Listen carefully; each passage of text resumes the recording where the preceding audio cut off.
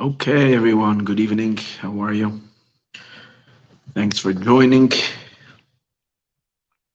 tonight's Parsha in My Life class, Parsha's Vayera.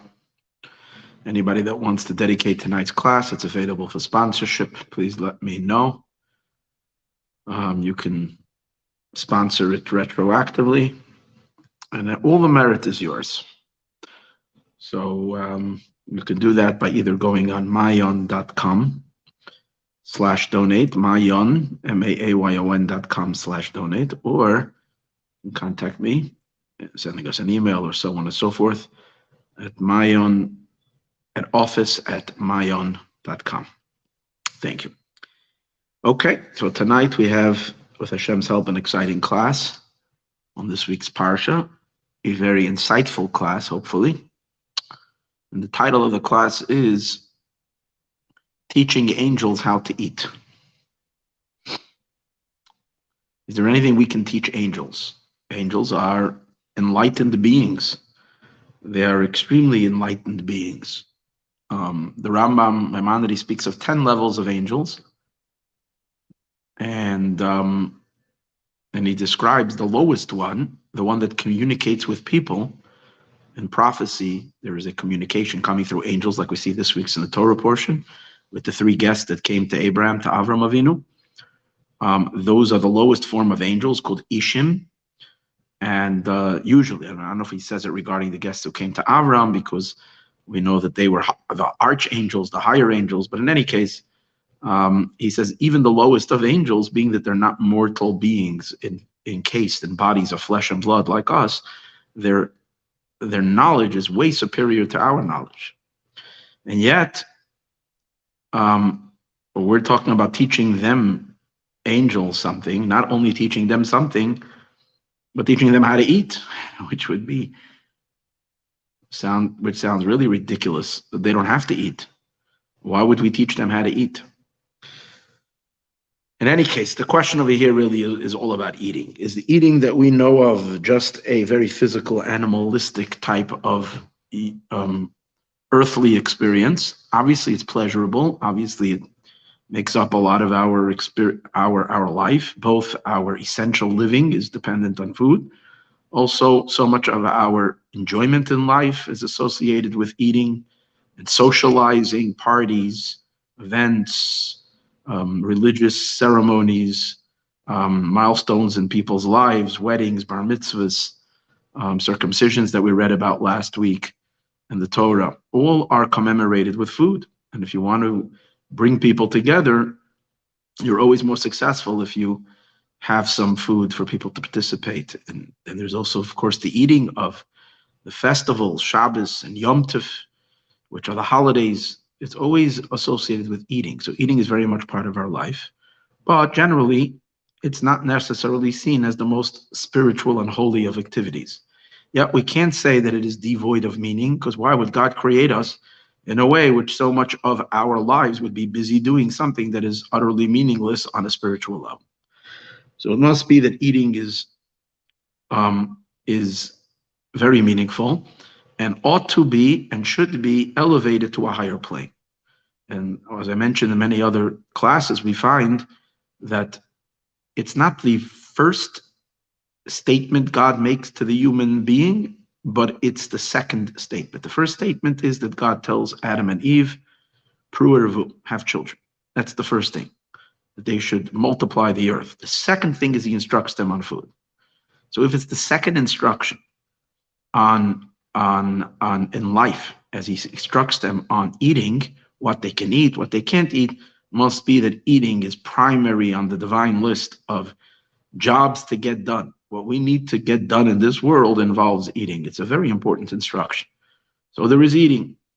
But what we will talk about today is the various levels of healthy eating, meaning eating that is not just to satisfy the animalistic, or even higher than that, just to take care of our bodies to survive, but eating with a higher intention, which would be more of a mindful eating. But within that itself, we would talk about various different levels of eating.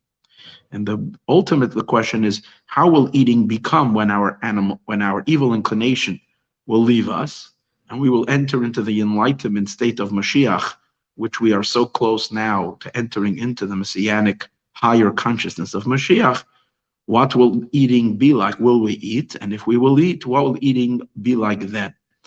Will we have a capacity then to eat even on a higher level? Obviously we will, because our level of spirituality will be enormously expanded as our mind will expand, our recognition of our Creator and our recognition of God will reach to the highest levels. So then everything we will do will be elevated to a much higher place, including our food consumption. But will it just be more of what we are, with deeper intention of what we're doing today when we are eating properly? Or is it actually a complete other type of an experience, and on a whole different reality, as we shall see? So this is the subject that we're going to explore today. Why are we talking about this? Because this is associated with something that's related right in the beginning of this week's Torah portion.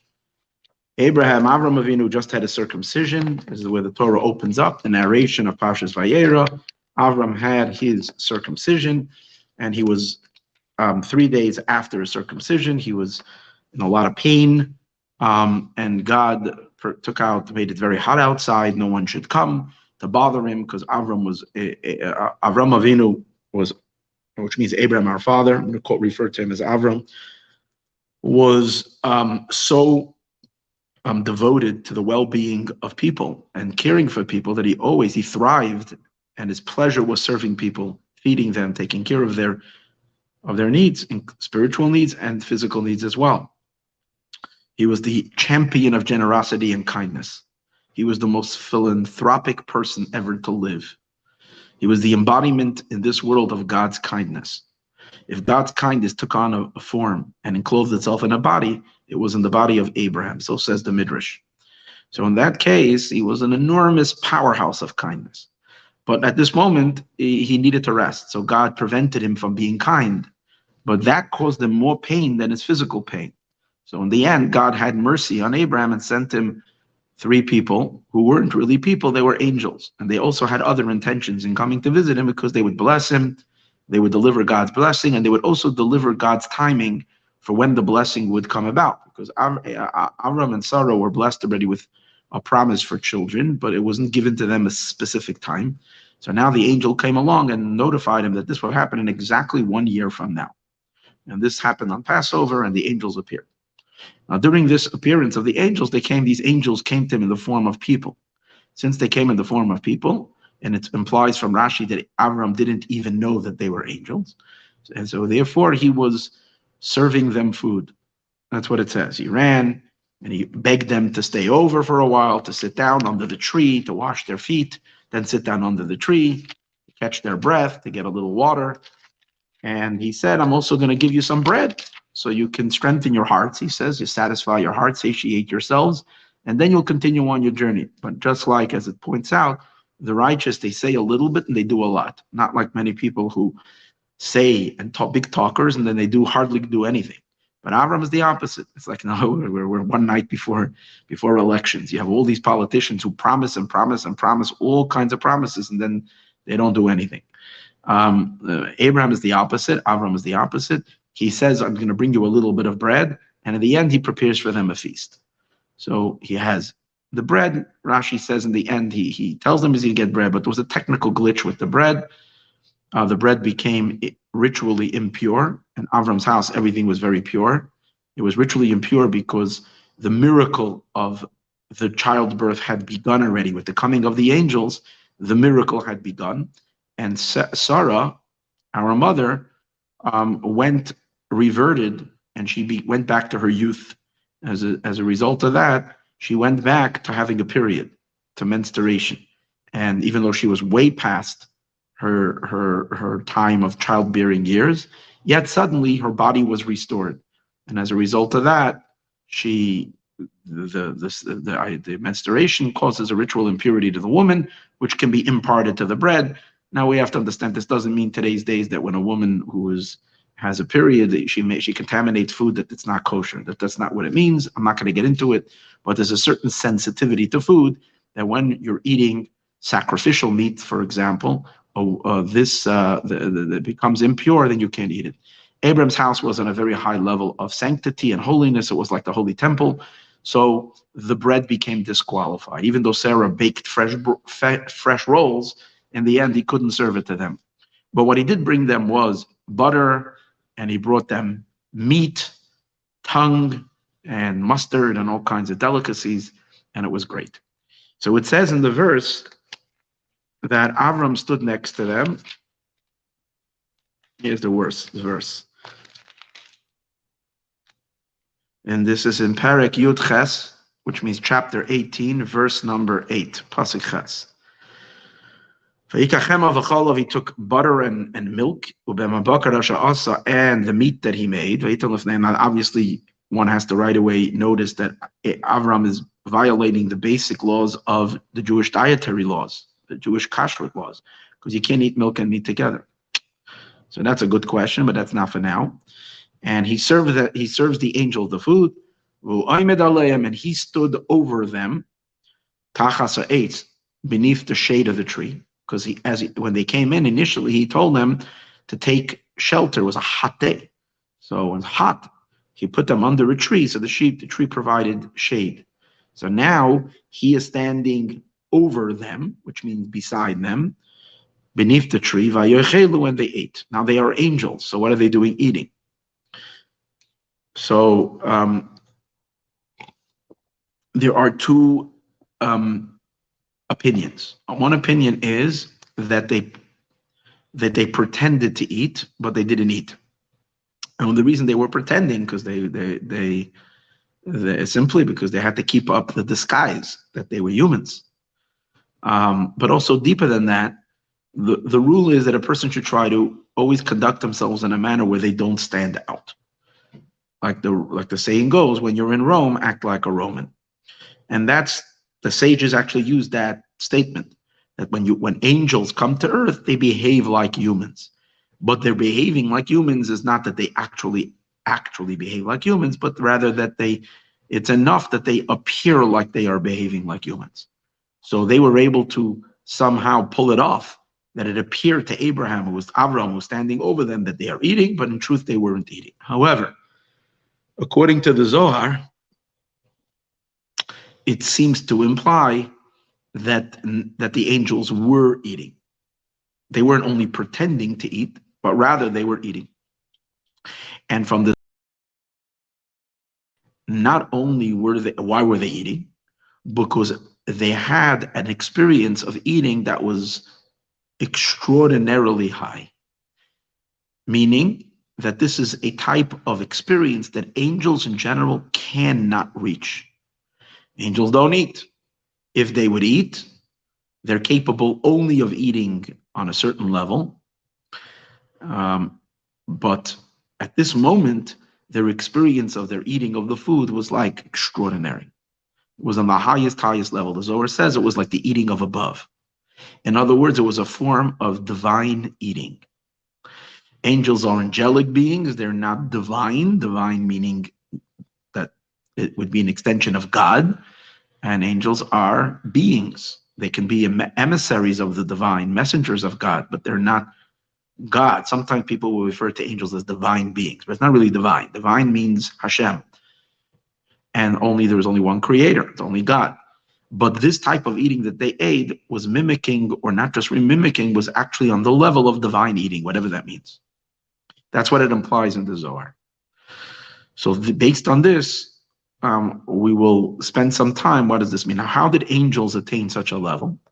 Well, that's what the verse is saying. It's angels have no relationship to that type of eating. This is a form of eating. This is messianic eating. This is the type of eating that's going to be in the future. It doesn't even belong to our taste. A little taste of this type of eating, we have a little bit on Shabbos, as we will soon discuss, that the Shabbos meals that we eat is a resemblance of this type of an eating. This type of an eating was an eating that the Kohanim, the priests in the temple, in the Beis Hamikdash, the Kohen in the Beis Hamikdash, the priests in the temple, when they ate sacrificial meat, they were on this level of eating, which is a form of eating that is even beyond angelic.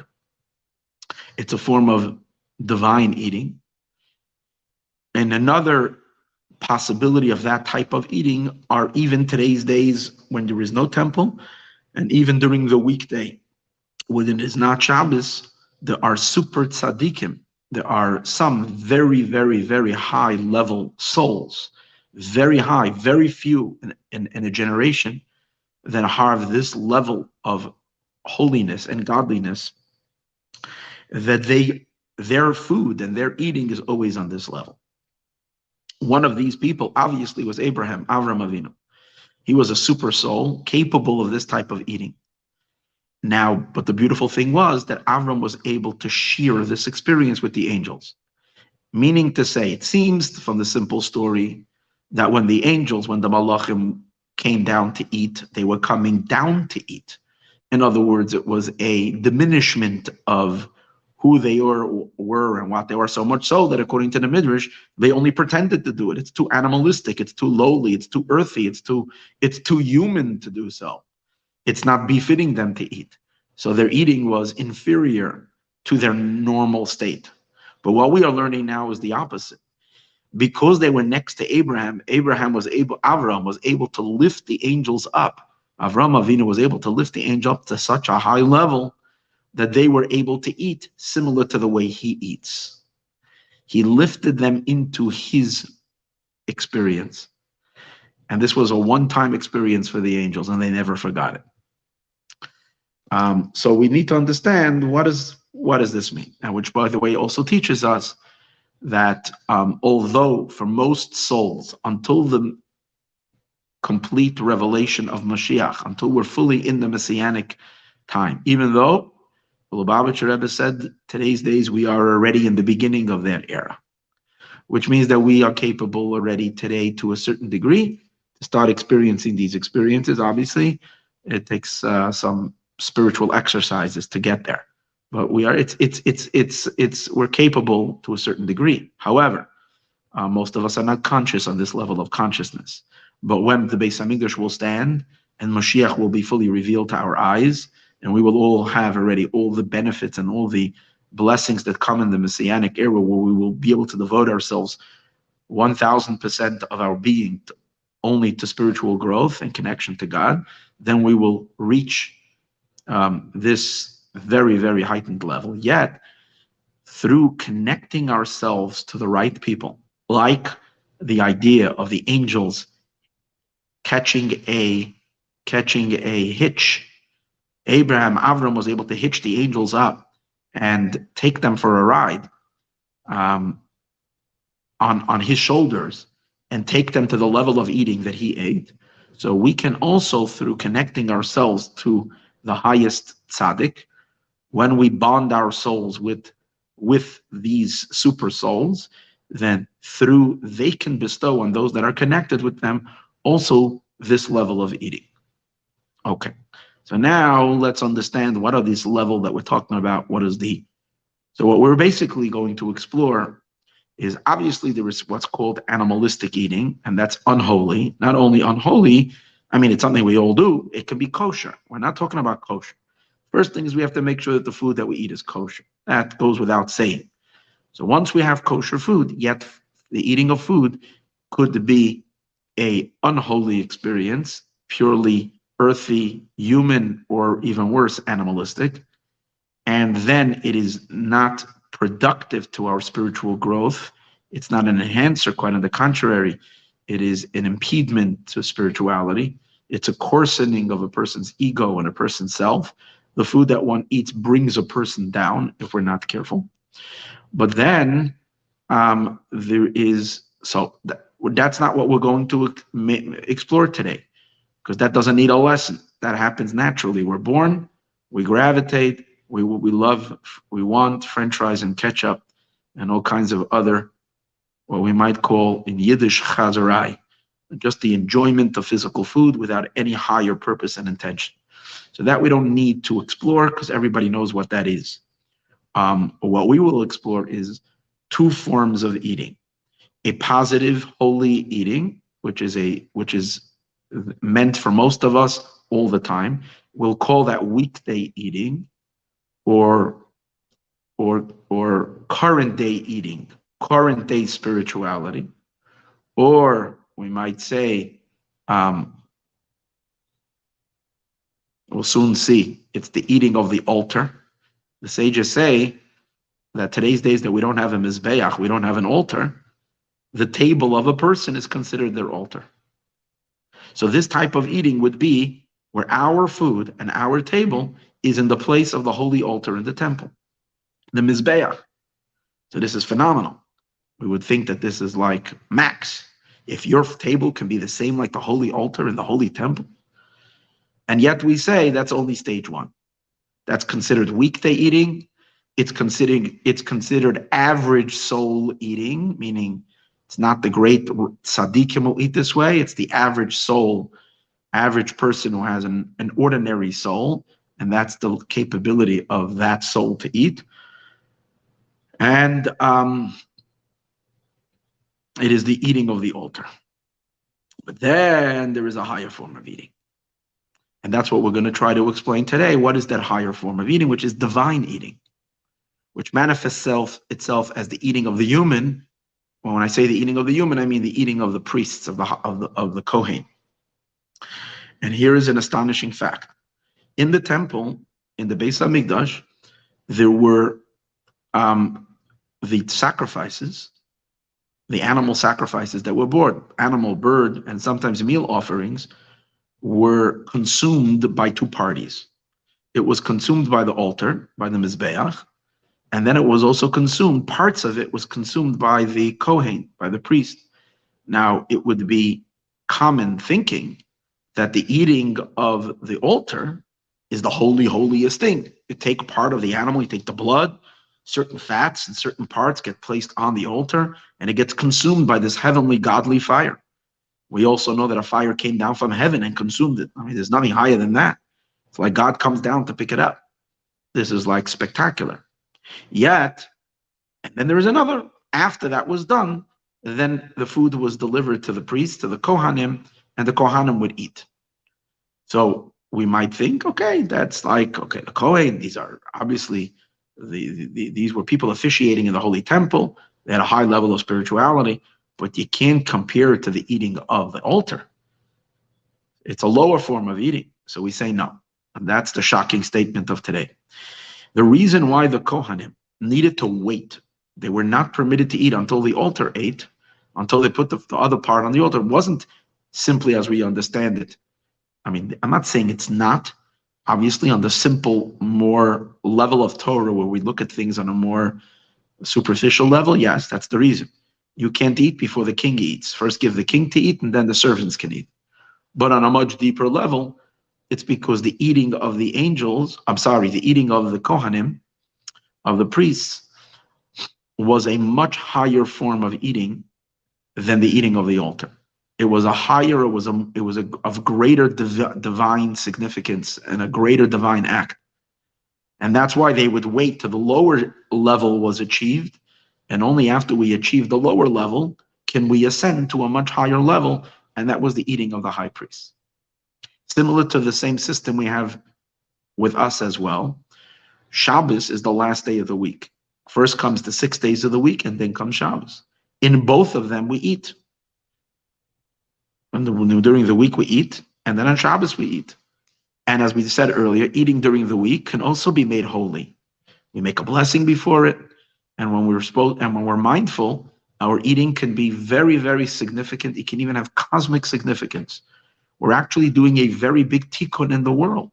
We're moving the world to its ultimate perfection through eating, as seen as we said before, through the commandment of Hashem to Adam. The second commandment is you should eat. So eating is very, very important. But yet, it is a preparation. It's a lower level eating, which conditions us when we eat the right way. So when on Shabbos comes, we can be propelled to a much, much infinitely higher level. And then our eating on Shabbos is on this greater level, similar to the priests eating after the altar eats. So this is this, and the same is also, as we said earlier, the difference between ordinary people and tzaddikim, the great righteous people, who their eating is always on the level of the priests, and our eating is like the eating of the level of the altar. But through our bonding with the tzaddik, as we mentioned earlier, we can hitch up with them and have somewhat of their experiences as well. And in the days of Mashiach, we will all be tzaddikim. We will all have that higher level. And the Rebbe is basically saying that we can start practicing that a little bit today, because we are already in the twilight zone as the exile is fading away and the redemption is coming in. We might not fully be cognizant of that. We might not see it on the most outer crust of existence, especially if we're not tuning our eyes to see differently. So we're still seeing the darkness, but it's more a problem in our vision than of reality. In reality, the world is already morphing into its ultimate messianic state. And therefore, when we trust that and believe it and start operating, and I noticed the other day, we just changed the clock.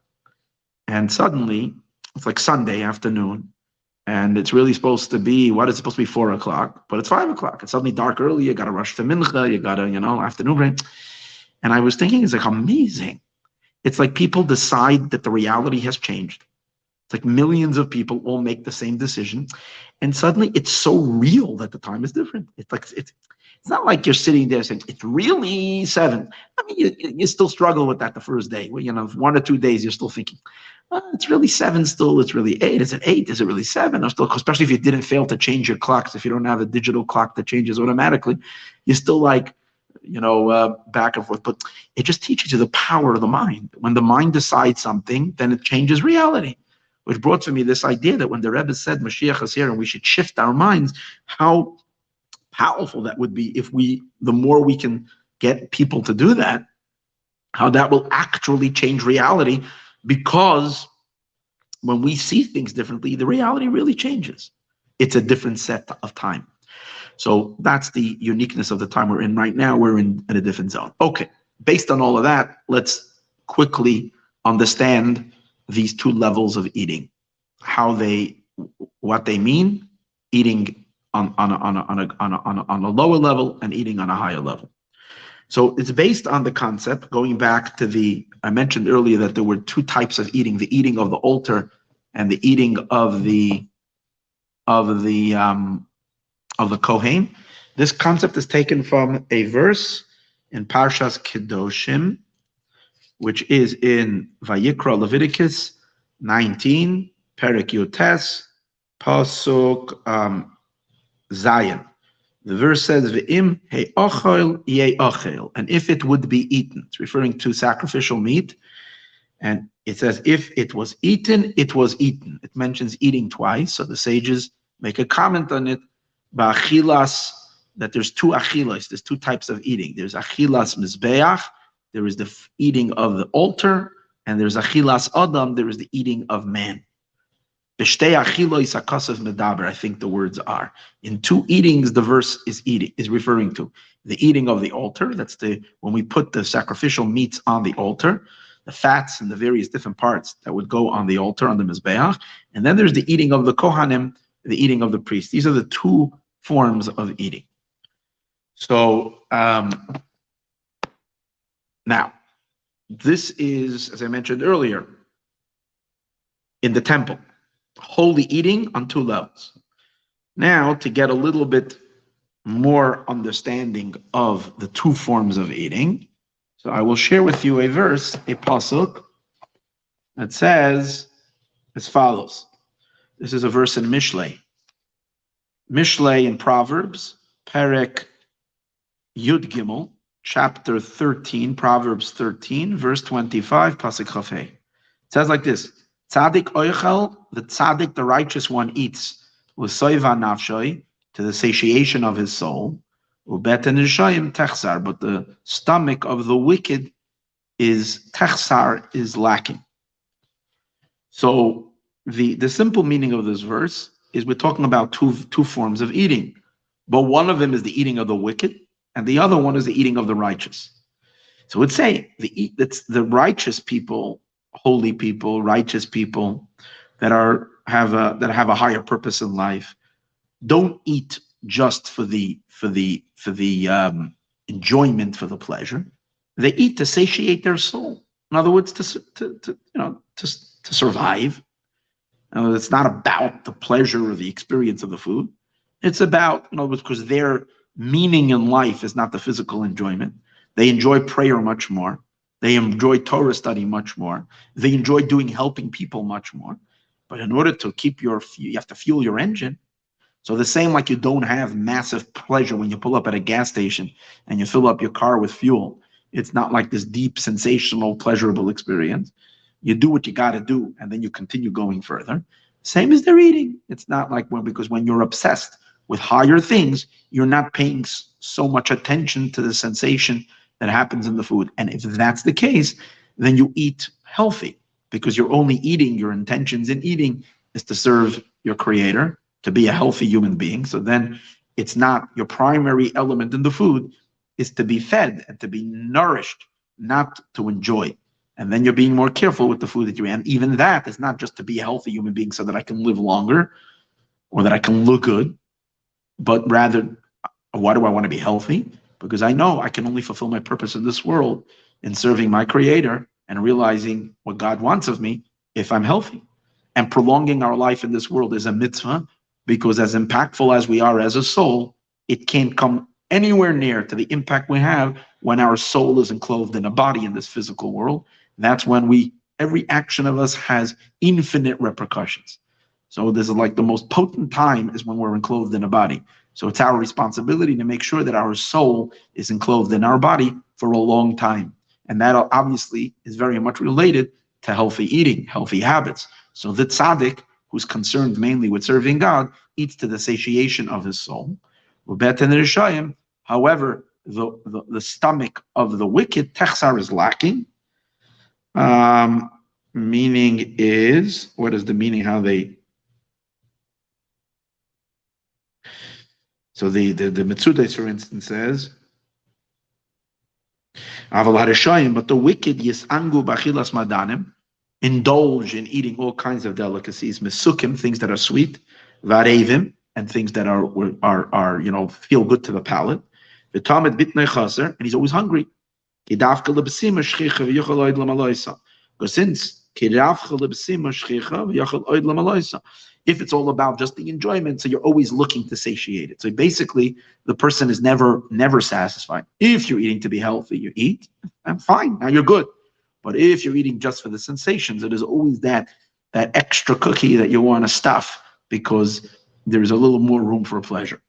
That's the simple meaning of this verse. So this verse, according to that, is referring to one form of eating that is holy and the other form of eating that is unholy.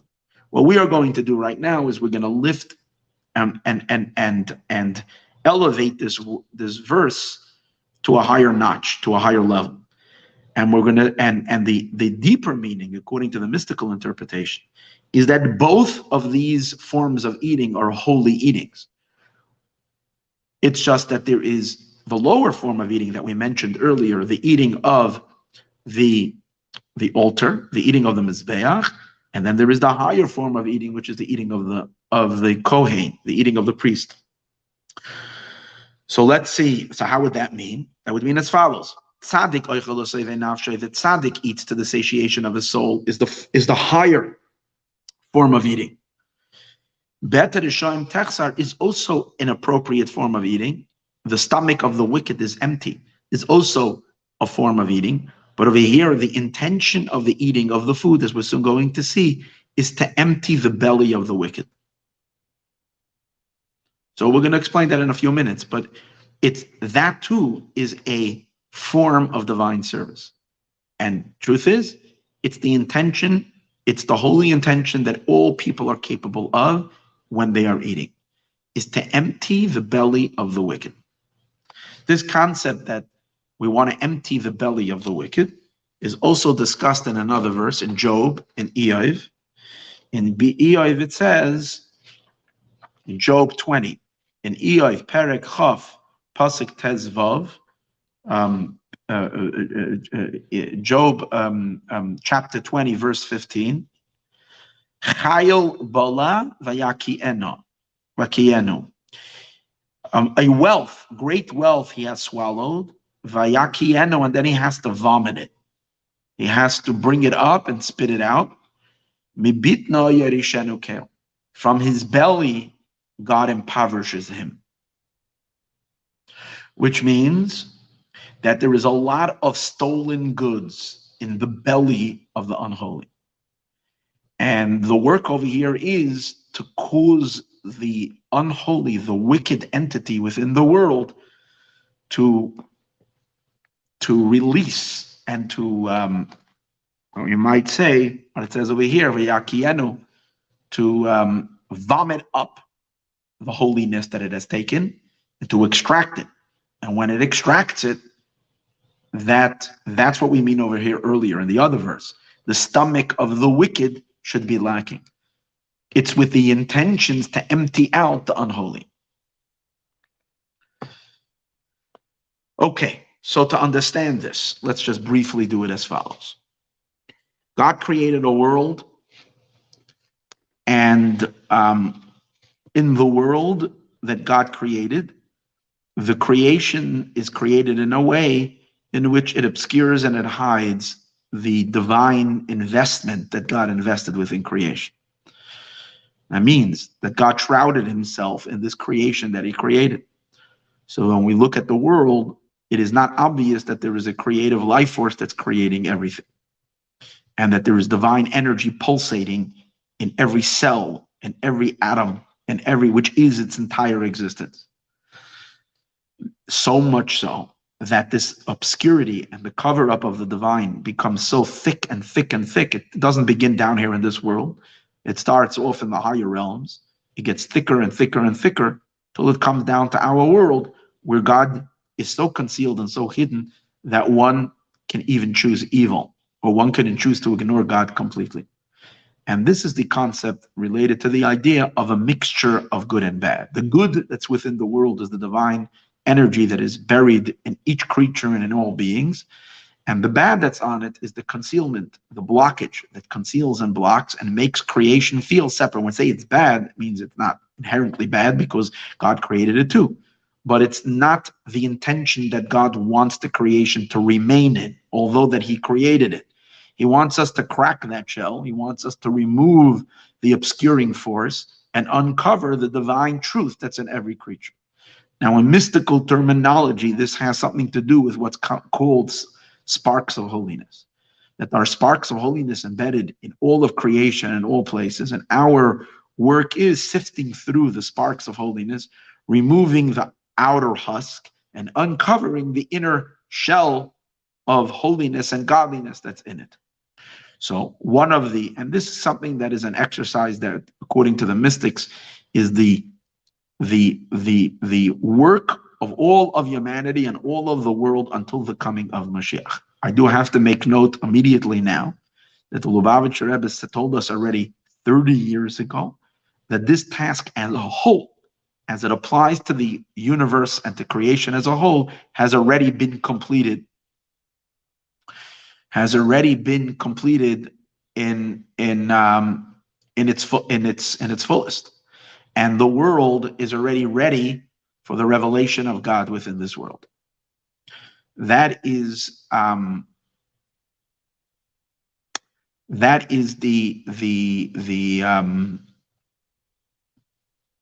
statement the Rebbe made. So it really means that we, as mentioned in the beginning of the class, it is our opportunity today to be able to eat on the higher form of eating. Because the lower form of eating that we were talking about is a form of eating of extraction, where the point of eating would be to sift, to break the outer shell that conceals and obscures God, and to take the inner light and energy that's within the food that's there, to uncover it, to unobscure it, to unblock it, retrieve it, and return, as we call this, expose the spark, and therefore cause the spark to be reunited with the greater, higher oneness of God. You see, as long as the sparks of holiness are obscured and hidden, we have a world of duality. We have a world of multiplicity a world that is not singular and unified in one unity and oneness, because the energy of the divine is obscured and blocked, which allows for the multitudes of beings to claim existence on their own. So when you look around, you see there are many, many, many entities, which means many existences. It's not all unified in one harmonious, singular truth. It's all fragmented and separated. So the work of uncovering the sparks is really to bring out the intrinsic unity that is in all of existence. And that's the job of the Jewish people. We and the descendants of Abraham. Avram Avinu was the man who proclaimed the first Hashem Echad, God is one. God is the reality of all of creation and all of the world, one singular being creating it all. He's expressing himself in the multitudes of creations, but it's all one singular power, one singular force. And these are all the multifaceted expressions of his infinite potential. But it's really all one, and that's the Echad. And we as Jews, the continuity or the continuation, the carriers of Avram's teachings to the world, were disseminated across the entire world to reach the four corners of the earth and thereby reveal the oneness. Now, how do we interact with the world? Let's say I myself know the truth of God's unity and oneness, but the material of the world is in a state where it's obscuring it, where there is a mixture of good and bad. And this has to do a lot with the sin of the eating from the tree of knowledge, which you might be familiar with. The idea is that since Adam and Eve ate from the tree of knowledge, they caused a mixture of good and bad, which means they intensified by them disregarding God's commandment. They validated the concealment. They validated that there's a power other than God, thereby, or seemingly other than God. They intensified the husk and the cover-up. And that's the idea that the things became mixed, good and bad. So now we go into the tedious work of extracting the divine potential in every creature and every being. So how is it done? Many ways. But one of the ways in which we really impact everything in this world is by releasing the energy, is by doing a surgical operation, which means when we pick up an apple or we pick up a potato, which naturally doesn't sing God's tune, it's not saying that God is my power, God is my reality, but we approach it with a higher sense of a higher consciousness, with a higher awareness, which means in my mind and in my heart, I feel the divine truth. And now I come into contact with a physical entity in this world that is not projecting that truth. So now there is a conflict going on with the messaging that's coming from this object, from the potato, the fruit, or whatever it is that I have, with my projection that I am projecting. Here there's a conflict. I am declaring there's none but him. The potato is declaring I exist. And when I say it's not saying it with words, but by being part of a physical existence in which when we look at the physical, we don't see energy. And as a result of that, really, if the potato is a creation of God, shouldn't we ask permission first from God if I can eat it? It's God's. He created it. Why doesn't it even occur to us that we have to ask permission? Why is it so natural to us to slice that potato up, to peel it, to throw it in a frying pan or cook it up and put it through what it is and then gobble it up and eat it? What gives me the right to do that? Oh, so I have to really ask that question. And what's the answer? The answer is that God gave me permission. Why did God give me permission? Because when I will interact with this potato and I will eat it, then its energy will go into my body, become part of my bloodstream, and it will give me fuel. And then I can further revealing God's name in this world. Because the potato couldn't do it on its own. The human being could do it. We can go around. Now the potato is the potato, the apple, the green beans, the barley, the wheat, whatever it is that you're eating, the quinoa, whatever it is that you're eating, all these foods, they become partners with us. It itself doesn't have the ability to undo its own husk, but we humans with our mindfulness could do that by involving them all in the service of Hashem. So, but here's the thing. There is a dialogue going on. It might not be conscious, but there is an exchange going on every time you sit down to the dinner table. There is your consciousness and the consciousness emanating, or the messaging that's being emanated from the delicious food. If the food is just, the plate is all this delicious food, which could provide physical pleasure, which has just a physical sensation, which doesn't in any way recognize or declare or speak of a purpose. It's just enjoyment. Let's enjoy. Let's enjoy. Let's have a good time. The food is inviting us into the experience devoid of anything godly and holy, just a physical sensation. It is speaking to you. It is alluring you. And if the food is tasty, enticing, and here's the thing, we got to be very careful, because if when I'm approaching the food, I'm not in a higher state of consciousness, but rather I have a perspective, a very animalistic perspective, hedonistic perspective to life. In other words, I didn't work on myself to uncover a higher self. I'm living on the superficial, natural state without imbuing my physical consciousness with higher purpose and meaning, with the awareness of a deeper truth. So then when I meet the food immediately stimulates and awakens my animalistic cravings and urges, and I dive into the food and I'm just enjoying it. Then I've bought into the lie. And now what happens is two things are happening. Number one, the person at this moment is furthering the idea that there is existence outside of God. Because at this moment, you're forgetting the God's unity. And being that you're a human being, so when you're putting your stamp on that non-godly phenomenon, that deceptive lie, you're basically giving, it's almost like you're signing that a person puts a signature to this ideology, to this life view of life, that existence is devoid of a higher purpose. And that strengthens the unholy, because you're a holy soul. And if a holy soul is buying into the darkness, that is really, really, really not good. And more than that, what happens is now in turn, the food does a job. Once the food, which is eaten in an unholy way, enters into the person's bloodstream and into their, and which your bloodstream is kind of what mixes into your soul consciousness, and suddenly the person becomes more prone to disregard, to become more prone to disregard holiness. And that's why one becomes more predisposed to sin the more indulgent the person becomes in the material pleasures of physical enjoyments of eating without a higher purpose. So that is the situation that's there.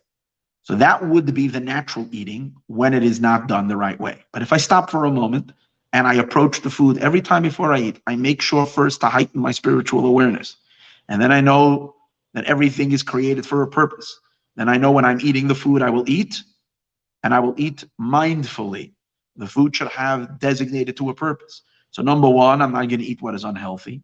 Number two, even what is healthy, I'm directing with a consciousness and awareness that I'm here as a servant of God. I'm refueling myself so that I can serve God in a greater way. By doing that, I am cracking and breaking the darkness, and I am uncovering God's unity in that food. And when I do it in the food, it's not just the food, but it's in the entire realm of physical existence. The physical world becomes less opaque, less blocking, less concealing. People will be less sinful on the other side of the planet because you've refined the husk. The husk is not so obscuring and so dark. That's just the way it works. And how much amount of eating does it have to be eaten with the proper intentions for the world to become thinned out, the klipa, the unholy? Only God knows. But that's the process. Through the consumption of food in the proper way, we elevate sparks of holiness. And the elevation means to reveal God's unity, to bring the world into a recognition, to change the nature of the physical world, that the physical material of the world should not obscure and block God, but rather should become first translucent and eventually transparent, so that we can literally look at physicality and see the oneness of God shining through it in the days of Mashiach. And it will be as a result, of course, of all the mitzvot that we do, but also of all the proper holy eatings in which we've eaten, and all that has done such a phenomenal job in purifying the material world to reveal the oneness. Now, that kind of eating is considered the eating of the altar. Because when we did that, now the strongest demonstration of that kind of elevation was done in the Mizbeach. Because they took an animal. An animal is part of the world that doesn't know God. Because as we spoke earlier, physicality, including animal, vegetable, and mineral, is trapped in the trappings of divine concealment, and it cannot do anything to liberate itself. A cow can't do it, a bird can't do it, and a sheep can't do it. They're incapable. The human being could elevate it. So what was the demonstration? The clearest demonstration of this elevation was when the human took an animal based on the instruction of Torah, which means the instruction of God, the creator of the animal. And then the person brought it to the holy temple and took this animal who is living in a state and its existence that is unaware of a higher unity. And this animal is offered up in the holy temple. And its life, which is in its blood, is then sprinkled on the holy temple, which means it's being surrendered to its creator. And then the flesh of it is being put on the altar. And when it goes on the altar, it gets burnt in the holy fire, which is the divine energy, which is literally godly, a descent of Hashem into this world, which means something that was once separated and apart from God now becomes part of the fire, which means it gets reabsorbed in God. That is the idea. That it's physically demonstrated how we took something from a separate state to a state of and integrating it back into the unity and into the oneness. This is the meaning of, as we said earlier, beten rishayim techsar, the stomach of the wicked is lacking, which means gets emptied out, or chayil bala, the wealth it has swallowed, vayakienu. What does that mean? All this rich deposit of holy energy that has been encased, locked, robbed by the snake. The snake crept up on Chava, and he convinced her to eat from the tree of knowledge. He crept up on Eve, and Adam and Eve, and they endorsed the snake's view. By doing that, they pumped enormous nuclear energy, divine, infinite, powerful energies. They deposited into the belly of the snake being metaphoric for the forces that conceal God. And that's when they became enormously enriched to perpetuate their lie, the lie of duality, the lie of separation. There is existence other than Hashem. We have to now empty the belly of the snake, empty the belly of the wicked, piece by piece, potato by potato, cherry by cherry, cucumber by cucumber, apple by apple.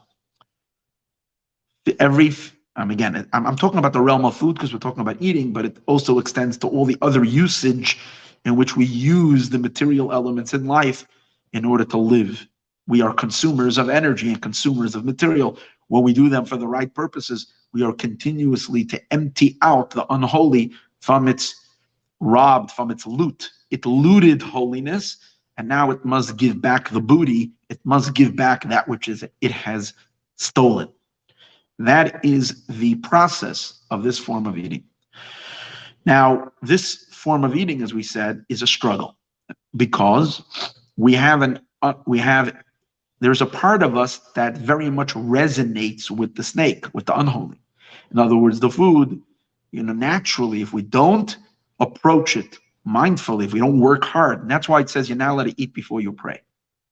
According to halacha, one shouldn't eat anything before they pray. And the reason for that is if you do not inhale your soul deeply, we're all born with a potential for spiritual consciousness because we have a holy soul. But if we don't activate our soul through particular intention, we don't do that. So what happens is it says that the soul stays at the tip of our nose, which means God blew the soul in through the nose, through the nose. The soul is at the tip of your nose, meaning you're not making it an effort to ingest or to take in, to inhale the higher consciousness, that the divine consciousness, the higher truth. So what happens is our natural consciousness is one of our animal outer shell and our inner shell. And therefore, if we don't pray, we're not allowed to eat. If we're eating, it's not going to be of a holy nature. It's going to be perpetuating and further endorsing that which is unholy. It's going to be a continuation of the pluralism in the world, not of the unity. It's not going to be a demonstration of unity. We're not drawing anything in.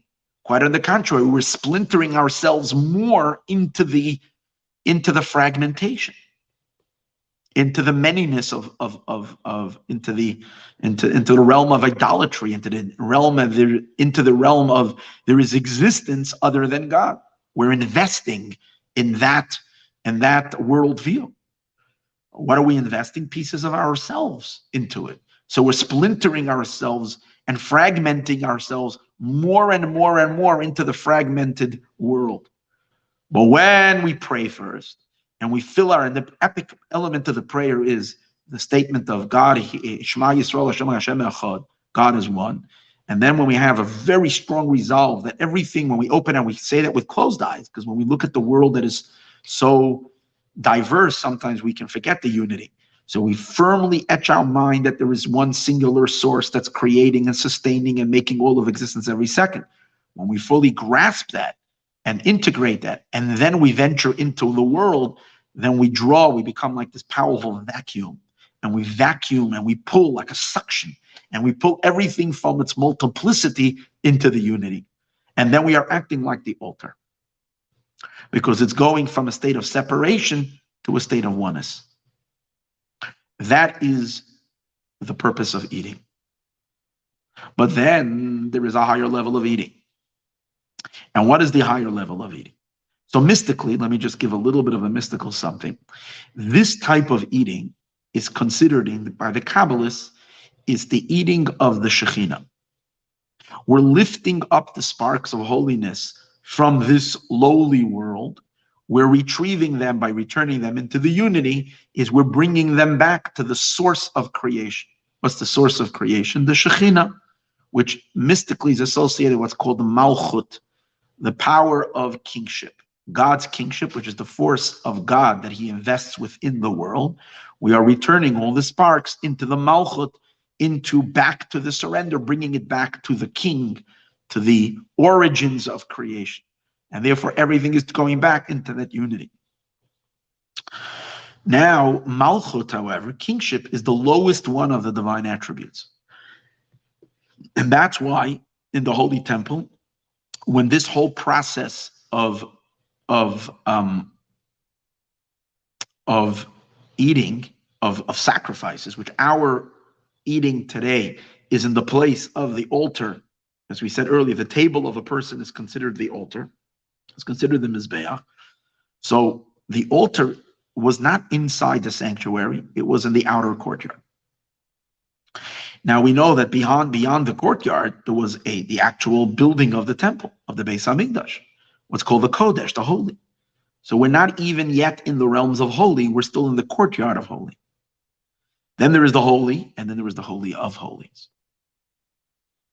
Now why, if the altar is the suction of taking everything out from the outside realm and returning it back into holiness, why isn't that taking place in the inner sanctuary? Why is that taking place outside in the courtyard? And the answer to that is that even when you have a creation that is in a state of recognition of the one God that's creating it all, and all creatures are here recognizing their creator and in complete submission to the creator, that is only interacting with God as God is going, so to speak, stepping out of himself to sustain a creation. So it's taking place in the courtyard, because the courtyard is not inside God's world. It's like he's stepping out into our world. Because the meaning over here is God created a world. What are we surrendering to? What are we acknowledging? Is exactly that. God created a world. That he is the power. When he created the world means he is the true power of the world. But there is a world that he's investing himself in. So then the nature of existence is, at least our existence, is it's our world. The power behind it is God. And therefore, we ought to be in a state of unification and surrender to his will, because without his will and his desire, we don't exist.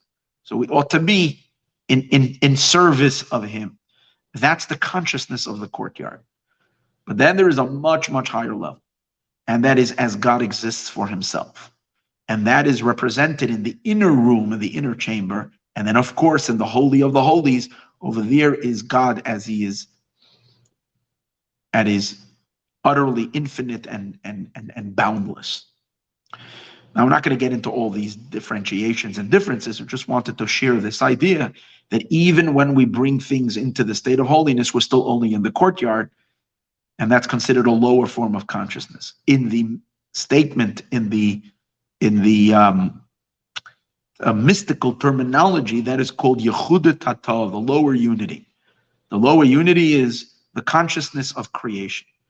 The unity, the holy consciousness of a creation, is that there is a creation and there is God who is the superpower in the creation, and we are recognizing the superpower of God in the creation and surrendering to him. The higher unity, the lower unity. But then there is a much deeper unity, and that's called the higher unity. And the higher unity is a consciousness that is not looking from the outside in. The lower unity is looking from the outside in. After we are created and we are all given a sense of separateness, we probe and we ask and we wonder where we come from. And then we open up our eyes and we suddenly recognize that there is a singular being that's creating us all. And from the perspective of beingness, we recognize that there is a force that's beyond our being, that is not, that we can't define, that is infinite, that is beyond description. And that's a singular power that is the power beyond everything. Who and what that power is, we don't know. We know it's a power. We know it's an enormous power, but we also know that it's above and beyond us. And it is responsible for creating us, making us, and giving us existence. And when we are the way we ought to be, we are in service of that power. Now, in the Torah, we get instruction of how that infinite power wants us to live, but we still don't know that power intimately, because we cannot know it, because it's divine, it's God, and we are creations. So it's almost like a creation knowing its creator. But how can a creation know its creator? We can know that we have a creator, but we're not looking at it from the true perspective of the creator itself. But now let's flip it on the other side, and let's enter into the creator energy itself, which is God himself, who is emanating a world. Now, for God, the emanator and the creator, he sees that his energy is all there is. Not that he is creating something. He can see and experience that there is nothing to anything that's not him, because he is power, he is reality, he is existence. Now, if we are to be able to make that quantum break, to break out from being a creation and enter into the consciousness of the creator itself, and thereby by looking at the creation from God's perspective, from the inside, from the energy's perspective, not from the product that's being produced. God creates a world, something from nothing.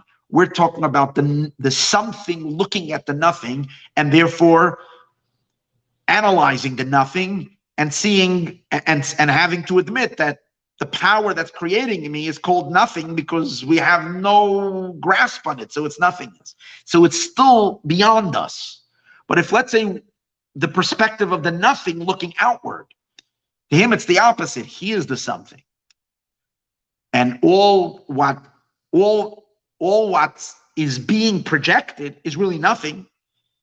What do you mean nothing? He's creating it. The time and space that he's creating is time and space, but it doesn't have an existence even for a split, even for a millisecond, other than the fact that he's wishing it into existence. So therefore, the only reality is really only him. And he knows himself, who he is. He knows the infinite, knows his power, knows that intrinsically. Wow. So from that perspective, that's called the higher unity. From there, the power that there is none but him is infinitely clearer and infinitely sharper and endlessly, what we say, truer than when you're looking at it from the outside in, even if you're in a healthy state of mind, in a holy state of a creation. So let's say angels that we spoke about before. Angels are stuck in the created zone. They are holy. They're not opaque. They're not under the spell of the klipa like we are. And that's why they're not engaged in eating, because they don't live in the darkness that we live. And we're the only ones that can vote. Talk about voting because it's election day tomorrow. The only ones who can vote are citizens of a certain city, right? Like we see, if you're a citizen, that's supposed to be that illegals should not be able to vote because they're not legal in this country. They have no right to cast a vote. You have to be legal. If you're legal, you can vote, which means you have to be a legal citizen of this place. I can't vote for a race in New Jersey because I live in Los Angeles. I can go out and vote over here in California. So in order to be able to cast a vote, if you're voting for unity, or if you're voting for fragmentation, for duality, the only way to do that is to be a citizen of the space where it's a question. If you're in the zone, then you have a choice. You can decide what you see is true. So therefore, only human beings incorporated in bodies, being that we have both perspectives, we can vote blue or red, Democratic or Republican in our case that's going on now. So you have the options. We can vote the godly or we can vote the creation, the unholy perspective. So angels, they're not citizens of the darkness, so they don't get a vote. But even when they're living in light, they're not living in ultimate truth. They are still living within the construct of time and space because they are creations. And here is an amazing secret. The soul is really a being that is not a creation. Souls are higher than angels. Souls are a little piece of God from above, which means they are the energy itself. They're not the product of that energy. The angel is the product of the energy creating something. The soul is not a product of the energy. The soul is the energy itself. The creator, the infinite power of God is the soul. However, when the soul would be an infinite extension of God, and if it would experience itself as an infinite extension of God, then it would not be able to enter the darkness of the world and cast a vote and be part of this whole voting scheme of deciding right and wrong, correct, unity or duality. The soul would not be able to, because it would be God voting for himself without any choice. It would just be clearly an extension of God's truth. We would see through the darkness to the point that the darkness wouldn't even exist. So therefore, the soul's vision and experience has to be blocked and obscured. So what happens to the soul? The soul becomes a creation. The energy itself becomes a creation. When we say it becomes a creation, means its creation consciousness is superimposed on really someone who is really God. And that's the uniqueness of the soul, because the soul is not a creation.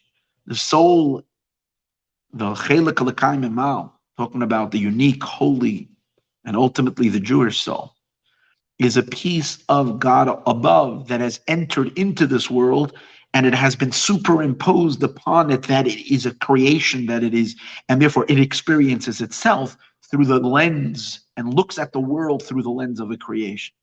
But at its core, it can rise beyond that.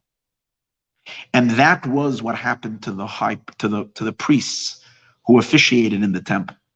When you stood on the temple ground and you were chosen and you had the capacity of a Kohen, you were able to shed from within yourself the soul outer encasement of soul of creation consciousness, and you were able to re-enter into a state of being unified. And then in a sense, this is a very radical statement that I'm saying, but that's the way the mystics teach, The Kohanim, when they officiated in the Holy Temple, were in a state, it's almost like they transcended the state of creation consciousness and reverted back to them being an extent, the energy of the Creator itself, meaning being divine beings. And when they were eating the korban, it was not a human form of eating, and it wasn't even a creation surrendering itself completely to the Creator, like we spoke earlier about eating, but it was rather an experience of God Himself eating. The eating of the priests therefore its impact was, as these Kohanim that are enclosed in physical flesh and blood were eating the sacrifices, they were there. The impact that it was having in the spiritual spheres above is that at this moment, God Himself was eating. Now, what in the world does it mean that God is eating? We spoke earlier that we need to eat, and we also understood the higher spiritual purpose of eating. But why would God need to eat? So the answer to that is that besides this purification and separation that happens as a result of food, there is another element that comes about through eating. And that is, as we know, that when we eat, our soul, our energy settles down in our body. Without food, the soul departs the body. And food keeps the soul anchored down in the body. So if we can translate that into the higher spheres, God manifests on two levels. One is beyond the relationship with the creation, where God is infinite, unknowable, undefinable, without any definitions, without any character, without beyond all characterization, without any definable personality. He just is in His essential infinity and beyond. And then there is the God who lowers Himself down to be personable with the creation. And that is Hashem, as the Torah refers to Him as a benevolent king, as a wise ruler, as an intelligent being, as a compassionate being, as a loving father, as a merciful, compassionate shepherd, as a strict ruler and judge in which He judges the world, and so on and so forth. All these are true, but these are all already Hashem assuming and descending into a projected human form. It's Kabbalistic terminology that is called the Ze'er Anpin, which means the small face of God. There is the enormous, infinite, endless, boundless God, where God is making, but then there is the small face of God, where God lowers Himself down into an interactable entity. And from that place, He creates the world, sustains the world. Now that feature and that state of form and definition is considered His body. It's like He's putting on a suit. It's Him, it's nothing other than Him, but it's Him formulating into a certain state of definition. And in Kabbalistic terminology, means He comes down into the vessels, into the containers. Sometimes those containers are considered His body. Now, what did we say earlier? Without food, what happens to the soul? The soul departs the body. So the same above is also possible, that the infinite naturally, why should it invest itself and clothe itself in its body, in the relationship in the world, when it might naturally want to retract into God's infinite, unknowable, secluded, beyond state? And that's the function of divine eating. When Hashem is eating, what that means is there is something that's pulling His infinite, otherwise infinite, private, secluded, endless, boundless, unknowable energy down into God as God can be, which means to invigorate and animate all the sephirot. The infinite intelligence of God, being that its intelligence is already considered a container and a vessel. So for that, the energy has to descend limitless into a state of intelligence, and into a state of love, and into a state of kindness, and into a state of compassion, and which is what we call the human form. God calls himself also a human. In general, like when the prophets saw the divine vision, they saw God as a human. Now, one of the factors that make food connect, the soul and body connect, is interesting, is the pleasure that's in food. The pleasure that's in food, pleasure reaches very, very high into the soul itself. Meaning the soul, before it descends in the body, when the soul is in its retracted above vessel state, its inner core, pleasure is a factor. How can pleasure be a factor if pleasure is already a definition? That's a discussion. I'm not going to get into it right now. But pleasure is a life itself. The soul, life itself is pleasurable. And therefore the mystics speak that the Or Ein Sof, the infinite light as it is in its essential state, self, is called the source of all pleasure, and it has what we might understand is a infinite, incomprehensible pleasure. And therefore, the experience of eating that brings the infinite being into the Adam, into the vessel, into the container, into the spherot, into the attributes, what causes it is related to the pleasure that there is in eating. Now, the first of the 10 vessels is Chachma, is wisdom.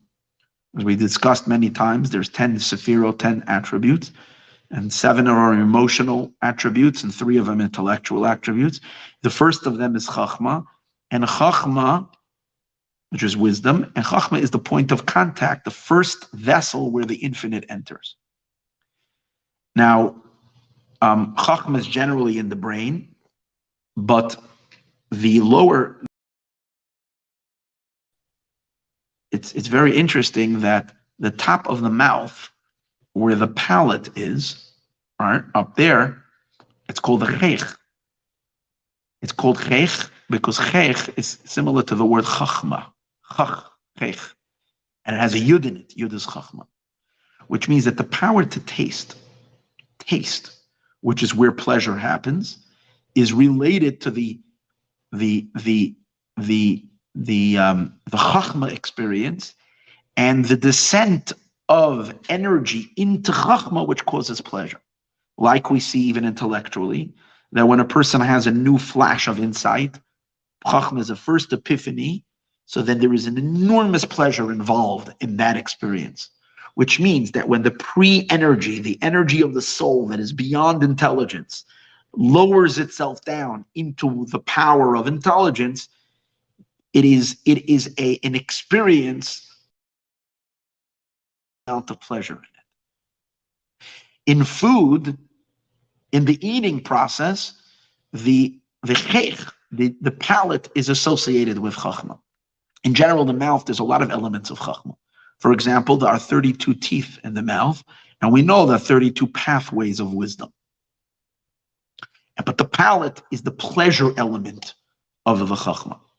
So therefore, we understand that eating on a very, very, very, very infinitely high godly level is the drawing down of the infinite, incomprehensible, boundless light of God to lower itself down into the entire order, into the divine being called the supernal Adam Elyon, which means that God is infusing himself into a relationship with the creation.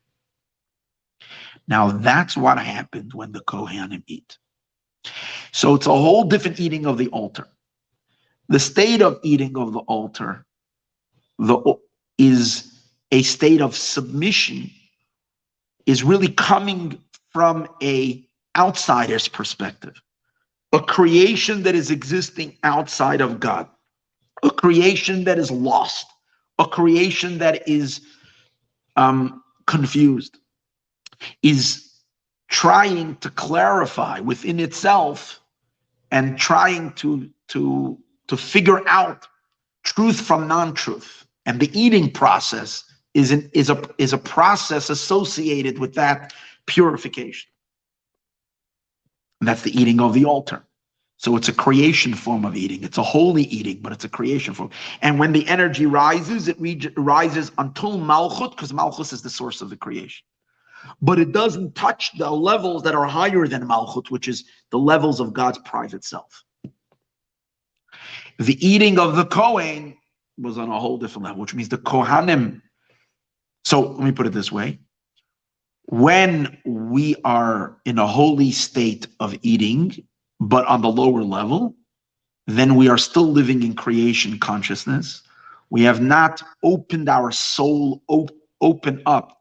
We haven't tapped our soul's ultimate capacity to exit the entire realm of creation and rather be the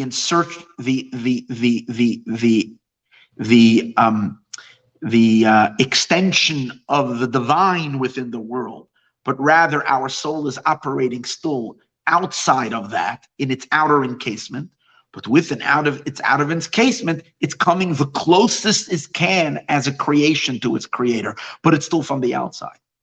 The Kohanim, when they stood in the temple and they were in their highest state of consciousness, exited creation consciousness, and then their souls being one with God itself, were now eating food as if God himself is eating. And as that was happening, the infinite, boundless pleasure of God was flowing into the sephirot and attributes and keeping God anchored down into the world.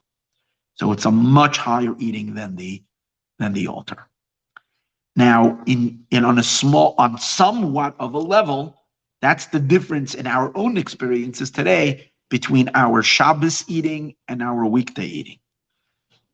This that we spoke earlier, that we exist both as creations so that we can be involved in the process of purifying the world from the perspective of the creation side. So we have to join the experience of creations. We have to join in the outside perspective, looking in from the outside, and we help prod the world along by having a vote, and not just voting ourselves, but hopefully impacting the rest of the world to vote unity, to vote for the king, to vote for the singular source. So in this process, this is what we do during the week. On Shabbos, everything is elevated. The worlds are elevated. Everything goes back higher and higher and higher into its source. It's almost like during the week, God projects the world at a distance from him. On Shabbos, Hashem ingests the world, brings the world back into it, inside of him. So everything in the world is holier on Shabbos. Shabbos means return. Now, one of the things that return, or one of the entities that return, is obviously the soul itself returns. So where does the soul go? The soul goes back from playing creation into being what she truly is, and that is nothing other than God itself. So the soul, during the week, we are lower than the angels. On Shabbos, we are much higher than the angels. That's why the angels accompany us on Shabbos, because they are now our servants when we come home to the Friday night meal. They are much lower than the Jew who is coming to his Shabbos meal. And one of the most highest things we do on Shabbos is we eat. Because on Shabbos, when we are eating, we are exactly in the same place like the Kohanim when they stood in the holy temple. But you'll argue we're not in the temple. We're not on sacred ground. On Shabbos, the whole world is sacred ground. The world is transformed. You're no more in the world of a mix-up where good and evil is mixed together and you have to sort things out. What happens on Shabbos is the good separates from the evil, from the negativity, good and bad, and the food is no more a mixture of good and bad. It's almost like what happens is on Shabbos, the world is a mini Mashiach world. That's why Shabbos is called a little piece of the future. So on Shabbos, what's going to be in the future? After the world is completely rectified, and after we voted God in, and the Klippa has been voted out, we emptied the stomach of the unholy. So then what happens? Um, there won't be any more sorting to do. There won't be any more separation. So what is going to be the function of eating after Mashiach comes? When after Mashiach comes, we are all going to be elevated to the status of divine beings. But being that we are encased in bodies, we will help facilitate encasing God in a body. What does that mean? It means to increase the divine infusement in the world. That God should get involved in creation from a deeper, deeper place continuously. We are channeling and engaging him and drawing him out more and more and more into the world, into his creation. And obviously on those levels, the creation will fade away from being a creation. It will just be all included in God's unity. But the promoters and the most will be obviously the human, and the process of it is in the eating, because in the eating we're connecting the abstract and directing it, bringing it into the pleasure itself, which happens on Shabbos when we're eating the food. That's why the main thing on Shabbos are the Shabbos meals. And during our Shabbos meals, for those who follow the more mystical traditions of the Holy Ari, Hasidic custom is we read a special song and we say we invite to the meal. We're inviting, and who do we invite to the meal? We say a whole bunch of mystical concepts, but one of the things we say the apple orchard, Chakalta Puchum Kadishim, which is referring to the Shekhinah, who's the Eir Anpin is at the meal, and then we say Va'atika Kadisha. The order is switched by all the meals, but Atika Kadisha means the Ancient of Days. Ancient of Days means the infinity of God, as God is ancient, meaning uninvolved with the world, as he is utterly private to himself, and yet even him, we channel him into the creation. So let me put it in the words of the fifth Chabad Rebbe, the Rebbe Rashab. He says, the reason we eat on Shabbos is because on Shabbos, the energy of all of the cosmos is in a state of such return. Everything is, God is bringing everything back in the weekday. He projects the world out. On Shabbos, the energies are all returning. It's like when a person relaxes, the energies go back into himself. So the cosmic energy is going higher and higher. There is a danger that God will completely retract into himself and the creations will shut down completely. And there will be no creation at all. So to save the planet, we eat. By eating, we are directing infinite pleasure into the body and into the higher spiritual, infinite cosmic body. And that's why on Shabbos, it is far more, it's not only okay. In the weekday, we got to be very weary from enjoying the food that we eat. Because when we enjoy food, it takes us away from the mindfulness of the purpose of surrendering ourselves to the higher purpose. And as we become, the pleasure of the food can start becoming self-serving and not for a higher purpose. So the energy of the food is easier to direct towards holiness, but once you're getting into the realms of pleasure, it's very possible to get lost. And that pleasure, being that we are in a created conscious state, then it would be a pleasure of a creation unrelated to God, and it would not serve a purpose. So it is recommended in Hasidic literature and in deeper mystical learning that during the week, one does not make a to-do about the pleasure. If you have pleasure, that's okay, and thank God for the pleasure, but don't get into it. On Shabbos, we have to make sure the food is pleasurable, and we are recommended and commended to have pleasure in the food that we eat, and the pleasure that which we are eating, which we are experiencing in our physical bodies, is divine. That's really crazy. It's a divine pleasure. It's not because at this moment, on Shabbos, our souls have become so reabsorbed in the infinite that we are no more a creation looking at the creator from the outside in. We're looking at it from the inside out. And we are the flow of the divine within the world. And that pleasure is a godly pleasure. And not only that, it is saving the world because it is directing God to be infused within the world through the pleasure. And that's the deeper meaning of what we spoke earlier in the verse, when the verse says tzaddik. the righteous one, oichel, he eats l'soiva nafshay, to the satiation of his soul. What does that mean? The soul is the soul of creation. The satiation of the soul is channeling the infinite down through the eating. It's drawing down from the supernal light into the Adam Elyon, into the supernal human above, from beyond human into the human. It's an enormous idea of that kind of eating. Now, here's another amazing thought, that for us, we are capable of that on Shabbos. But here's the condition.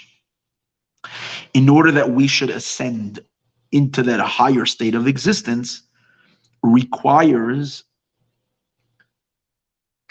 now you realize, this transformation of us going from a created state, for our souls to break and shed the creation element. True, it's superimposed upon us, but it becomes very much our state of consciousness and awareness.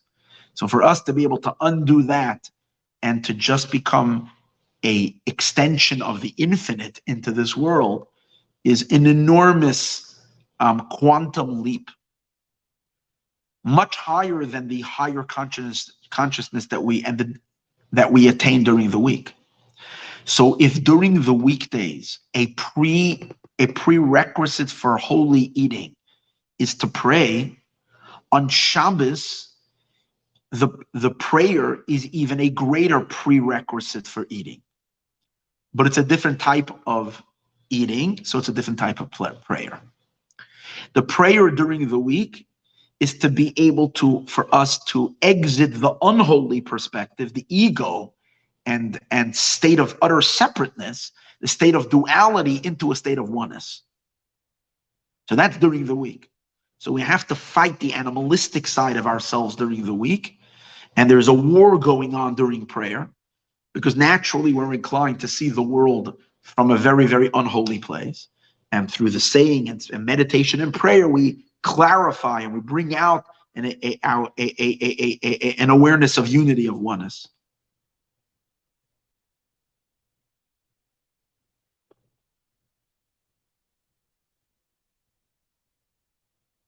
On Shabbos, the world, we start off in a place of unity.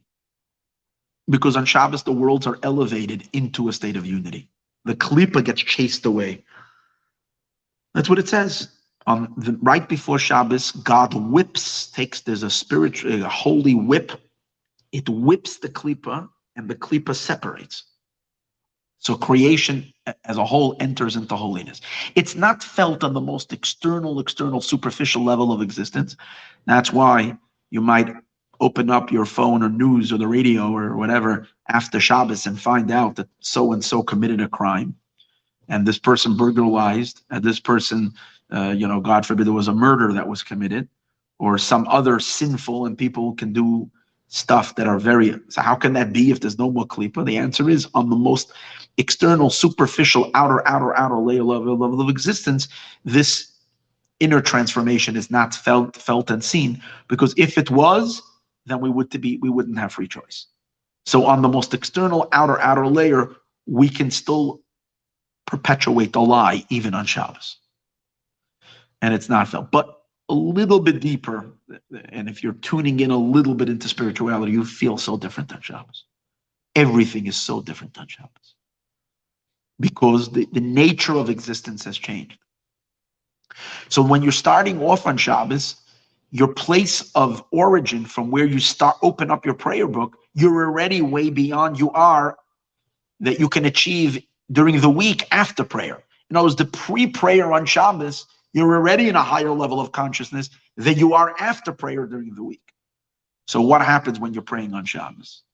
When you're praying on Shabbos, you are opening yourself up to the infinite potential. It's not a struggle.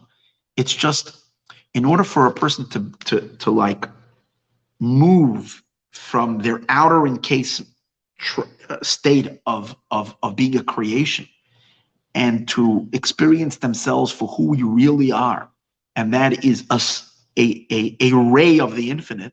A spark of the infinite means a piece of the infinite, which really is of the substance of the infinite. We just have to allow that to happen. To allow, in other words, it happens intrinsically. But for us to, in our physical beings, to be aware of it, we have to allow ourselves to enter into a higher. It's not, doesn't come through a struggle, but it almost comes like you allow yourself to melt into the prayers of Shabbos. As you start praying on Shabbos, you just open yourself up and allow yourselves to hear the words and the meaning of the words, elevate the soul and elevate the soul, where suddenly a person can be included. Your soul joins into the infinite light of God. And from that perspective, when you're eating on Shabbos, you're eating not as a human being, you can eat as a divine being. This is so phenomenal. Now, where do we see, the Kohen in the temple, who when they ate was on this higher level of eating, also needed a preparation. What was the preparation that the Kohen needed? When the Kohanim didn't snap into this consciousness immediately. Before they started eating the sacrificial meat, they made a blessing. And they said, Baruch Ata Hashem Elokeinu melech haolam asher kedishanu b'mitzvosav v'tzivanu al achilas hazevach. Blessed are you, God, the King of the universe, that you have sanctified us with your mitzvahs to eat the sacrificial meat. What is the meaning of that blessing? Baruch Ata doesn't just mean blessed are you. It means Baruch, it means opening up a revelation. Baruch means to draw forth. Baruch Ata Havaya, Hashem, drawing forth. I am opening up a channel of Yud-Kei Vav-Kei, of the infinite God, Elokeinu, to become integrate, to open itself up, Elokeinu, into me, my God. So that now that you've sanctified us in your mitzvahs, which means you have integrated me into you. So now when I am eating, this will be you eating God. So the Kohen needed a special assistance from above to also extract the creation outer encasement and allow to free the inner kernel of the soul of the Kohen to manifest as a manifestation of divine energy encased in a human body. And then when the Kohen is eating, it's God eating, not the Kohen eating. Now, just like this was done in the Holy Temple, now where do we find this statement? Watch this in Samuel 1 and Shmuel Aleph, Pasuk Perek Tes. It says over here that when King Saul, Shaul HaMelech, before he was king, was seeking out the advice of the prophet Samuel, Shmuel. So it says he comes there and he's looking for him. I think their father, if he lost his donkeys and he needed mules, he needed some assistance, he came to the prophet to direct him where.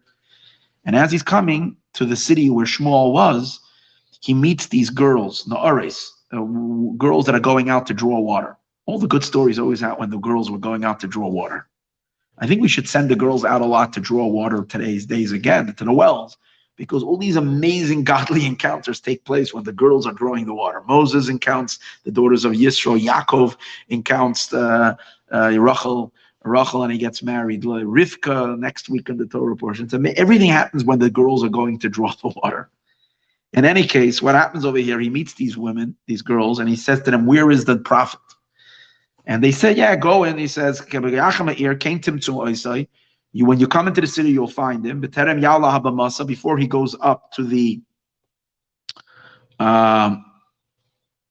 special altar, before he goes to eat, because the people will not eat until he comes. They're waiting for Samuel, the priest. Why? With Samuel, the prophet. Because he is going to bless the sacrifice, and then the other invitees, all those that are invited, will eat. In other words, they can't eat until he eats. So what does that mean? What does it mean he will bless? People think that when something is kosher, people have this misconception that kosher means that a rabbi blesses the food. That's not what kosher means. The rabbi is supervising to make sure that no kosher, non-kosher ingredients, or that things should be made in a way that it passes the Jewish dietary law. So it doesn't mean the rabbi is blessing anything. But over here, actually, it does mean that Samuel had to bless the food first. What does that mean? So it's the same idea that we're talking about. There are only very, very few super, super holy, righteous individuals whose souls never entered into created consciousness. They're born almost like on top of the mountain. They're not ordinary human beings. Their eyes and their vision and their perspective on existence is not the way we see it. They're on the other side of the curtain. We all live with the partition blocking. So we all live our in creation kind. And I spoke about Shabbos, we're on the holy estate. That means it's true on the inner level, but to say that we're really conscious of it, I'm not. I don't know, maybe some others are, but we're still, we're on a higher conscious or a higher level, but to be in a state where we don't have any state of separateness, there's no ego at all, there's no separateness. What we're saying on Shabbos means it's there in essence. But there are tzaddikim, there are holy, holy Jews who exist in this world as literally an expression of God manifesting in their expressing himself through their souls in a body. And they don't have any consciousness of otherness at all. They're called in general the souls of Atzilot, the souls of the world of emanation. This is not, it might sound like a wild idea, but it's a very common concept in Kabbalistic writings, in the teachings of Ari, and especially in the Hasidic literature. This is the concept of the tzaddik, a farly higher type of a being, whose entire sense of reality is completely different than us. We live in distorted consciousness. They don't. They're living and looking, and their consciousness is higher than the angels, because angels are also creations. Now, in order for everybody else to participate in the eating of the sacrificial meat, which was this higher form of eating, higher than the eating of the altar that we spoke earlier, they needed a person who lived in that range to elevate them, as I spoke in the beginning of the class, so that they can hitch up with him and he can elevate their soul into the Shabbos mode, even though it was during the week. Or he can bring them into the temple, even though they were not Kohanim. This was the Shmuel, the high prophet. He's called Shmuel HaRoeh. That means he lived in the highest levels of Chachma consciousness, which is total unification with God, where there is no separation at all. It's the higher unity, it's not the lower unity. Shmuel HaNavi Samuel lived in that state. So when we pray on Shabbos, it's a form of doing what Samuel does, blessing the food. In other words, the prayer of Shabbos, which is longer than the prayer of the week, is basically one long blessing before we get to eat. In other words, in order to prepare us for the eating that takes place on Shabbos, where we can eat as divine beings, and that our eating should activate the descent of God, of the divine pleasure into the supernal man above, because we are him, we need to just create that space for allowing that consciousness to happen, to come upon us. And that happens through the deep prayer of Shabbos. It's not a struggle. There is no darkness. It's just opening up, allowing the deeper soul to emerge. That's all that it is. In the weekday, there is actually klipa. There's actually darkness. Now there isn't darkness. It's just a calm opening up of the soul, allowing the soul to shine from its inner core outward into our minds, that we can hear our own soul. We can hear what the soul really knows. And our Shabbos soul is a soul that is not a creation, a soul that's still one with the infinite light. And then when we eat, we're eating on Shabbos level. Now, the people who are like Shmuel HaNavi, the tzaddikim, they eat like this all week long. Obviously, their eating on Shabbos is even higher, but they're able to live in this reality all week long. Now, based on all of that, and when Mashiach comes, we're all going to be in that state as well. So now let's go back to the story with Abraham and the angels. The reason why it says that he stood over them and they ate, because Avram Avinu, elevated the angels into this state of existence. On their own, they can never exit their inherent state of creation. Because when they exit, if they are privy, if they were to transcend the creation state into the divine state, they cease to exist. Because they're not like a soul. They are inherently created beings, which means their existence begins when God wills them into in other words, he's creating them something from nothing. His energy is producing an angel. So the angel is not the energy, it's a product of the energy. That the energy is creating the angel. The soul is different. Souls are transported from being God to becoming a creation. And therefore, since it's a becoming of creation, it doesn't define the soul at its core, even after the soul is a creation. For the soul can enter and exit. To us, it's only on Shabbos, or when we hitch a ride at the table of a tzaddik. And that's what happened with these angels. Because they were at Abraham's table, because they were under his tree, and it says he stood over them and they ate. And they never were able to eat like that ever again. And they never were able to eat like that before, because ordinarily they don't eat because they can't vote, as we discussed earlier. They're not capable of deciding between the world of duality and the world of unity. And to the higher level of eating, where their eating should cause God to eat, they're also not capable because they're not part of the divine realm. They're not of the divine. They are creation. But now when Abraham stood over them, Avram Avinu, being the holiness that he was able to pick them up, that they too should be able to exit the creation state and enter into the divine state for those couple of moments. May we merit already. So here's the exercise. As we're coming into Mashiach state of existence, let's become more cognizant of who we really are in our core, how godly and holy we really are. And after Mashiach comes, how we will, which is already now a truth, but not necessarily felt by us all, which we should open ourselves up more and more and more, is that we really are, at our core, nothing more than God filtering himself down into our bodies to be us. And therefore, every action that we do is not us, it's really Hashem. And as a result of that, we start taking ourselves very, very seriously about how we act and what we're doing, because it's huge. You now see, not seriously in an egotistical way, seriously by appreciating the enormity of who we are and what we are. And as a result of that, we're filled with infinite pleasure and infinite delight. And we always look at the Torah to find out if we are godly, how does God behave? What's God's mannerism? And then we should be exactly follow the mannerism of God, because we really are him. Because if we are him and we don't follow his mannerisms and his ways, then we create enormous mess, and we don't want to do that.